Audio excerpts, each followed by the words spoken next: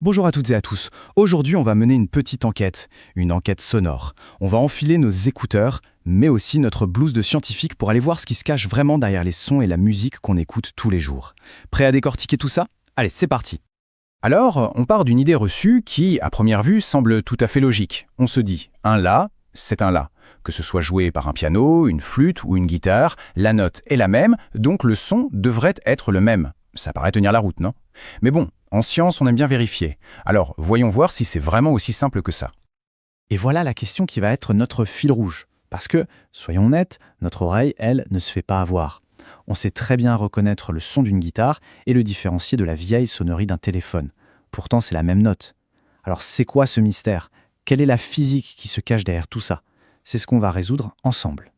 Pour y arriver, voici notre plan de match. D'abord, on va regarder de plus près ces différences entre les sons. Ensuite, on va percer leur recette secrète. Puis, on verra comment les musiciens jouent avec cette recette. On parlera aussi d'un sujet important, les risques pour notre audition. Et pour finir, on fera un petit résumé des 3 points clés à retenir. Ok, première étape, on plonge dans le vif du sujet. On part de ce constat un peu paradoxal. Une seule et même note de musique peut produire des sons, des sensations complètement différentes. Comment c'est possible ?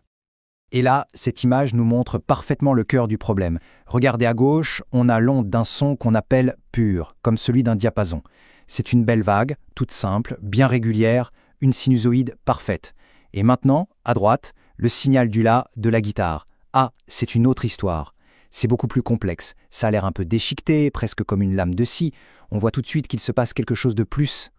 Alors, ce son pur, c'est un peu la brique élémentaire, l'atome du son. Il est super simple, il n'a qu'une seule et unique fréquence. En réalité, c'est un son qu'on croise très rarement dans la nature ou en musique. C'est presque un son de laboratoire. L'exemple typique, c'est vraiment le diapason. Et voilà la clé de notre énigme. Un son composé, comme celui de la guitare, du piano ou de notre voix, c'est en fait un cocktail, un mélange de plusieurs sons purs qui sont superposés. C'est cette combinaison qui va créer toute la richesse, la couleur du son qu'on entend. Allez, maintenant qu'on sait que c'est un cocktail, on va entrer dans la cuisine du son. On va essayer de trouver les ingrédients qui composent cette fameuse recette et qui donnent à chaque instrument sa saveur si particulière. Le premier ingrédient, c'est la hauteur. C'est ce qui nous fait dire qu'un son est grave ou qu'il est aigu. En physique, cette hauteur correspond à la fréquence la plus basse et la plus forte du son. On l'appelle la fréquence fondamentale. On la mesure en hertz.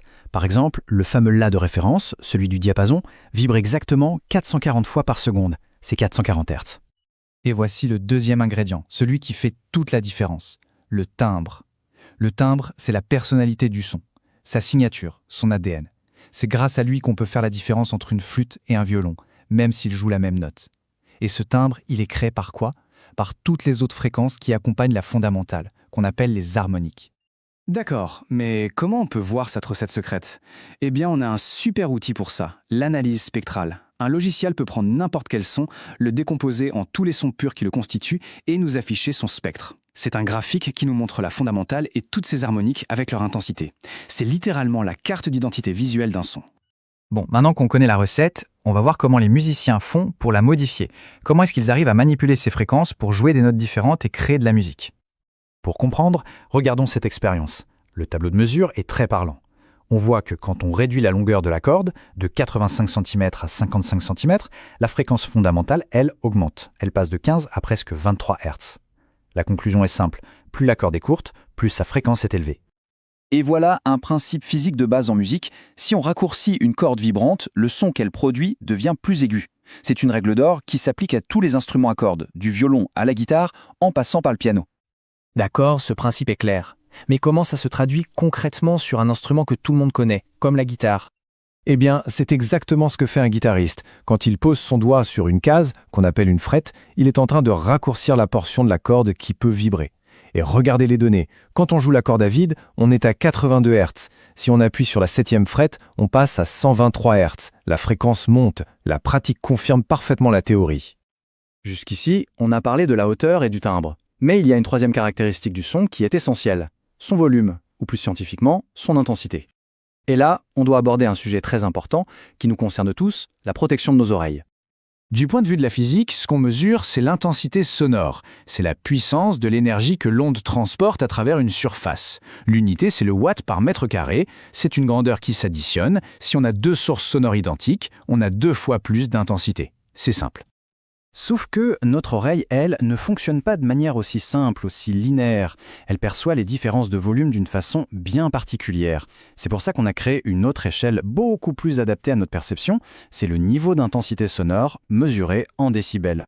Et c'est là que ça devient vraiment surprenant, un peu contre-intuitif. À cause de cette échelle en décibels, si on double l'intensité sonore, par exemple en allumant une deuxième enceinte juste à côté de la première, eh bien le niveau sonore, lui, n'augmente que de 3 petits décibels. Ça ne double pas du tout. Comprendre ça, c'est crucial pour se rendre compte à quel point un son peut être dangereux. Et pourquoi c'est si important ? Parce que notre audition, c'est un capital précieux, mais très fragile. Dès 80 décibels, notre oreille commence déjà à se mettre en mode défense. S'exposer longtemps et souvent à des niveaux élevés, que ce soit en concert, en boîte de nuit ou même avec des écouteurs à fond, ça peut causer des dégâts qui sont irréversibles. La science nous donne les clés. Il faut s'éloigner des enceintes, faire des pauses, porter des protections auditives, c'est juste un geste de bon sens. Voilà, on arrive au bout de notre enquête. Il est temps de rassembler toutes les pièces du puzzle et de faire une synthèse claire de tout ce qu'on a découvert. Ce tableau, c'est un peu la fiche de révision parfaite. Il résume tout. La hauteur d'un son, c'est sa fréquence fondamentale. Son timbre, ce qui lui donne sa couleur unique, c'est son cocktail d'harmoniques. Et ce qu'on appelle le volume, ça correspond au niveau d'intensité. On a donc la réponse à notre question de départ. Un La de guitare et un La de téléphone ne sonnent pas pareil, car, même s'ils ont la même fondamentale, leur recette d'harmonique, leur timbre, est radicalement différente. Et on termine avec une question pour aller plus loin. Maintenant qu'on a compris qu'un son, c'est juste une recette de fréquence, qu'est-ce qui nous empêcherait d'inventer nos propres recettes ? De créer des sons totalement nouveaux que personne n'a jamais entendus ? Eh bien, c'est exactement ce que font les musiciens avec les synthétiseurs. La physique du son, au fond, ce n'est pas qu'une histoire de formule. C'est la clé qui ouvre la porte à une créativité sans aucune limite.